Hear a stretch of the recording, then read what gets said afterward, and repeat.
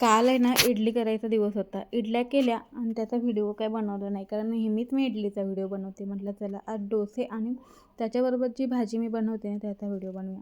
डोसे मला जास्त आवडतात, आहुंना नाही आवडत. ते फक्त खायचं म्हणून खातात आणि इडली त्यांना प्रचंड आवडते आणि मला इडलीसुद्धा आवडते. काल इडलीबरोबर केलेलं सांबार थोडं उरलं होतं आणि पीठही उरलं होतं. म्हटलं चला आज मस्त डोसे बनवू आणि बटाट्याची भाजी बनवूया.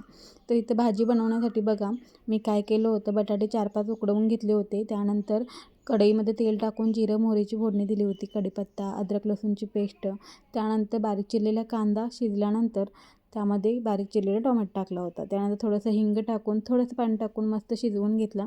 त्यानंतर सगळे मसाले टाकले आणि थोडासा मॅगी मसाला टाकला.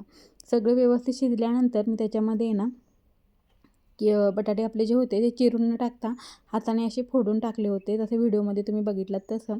त्यानंतर थोडंसं पाणी टाकून आहे ना शिजवून घेतलं. खूप मस्त लागते. तुम्ही नक्की एकदा ट्राय करा अशी भाजी.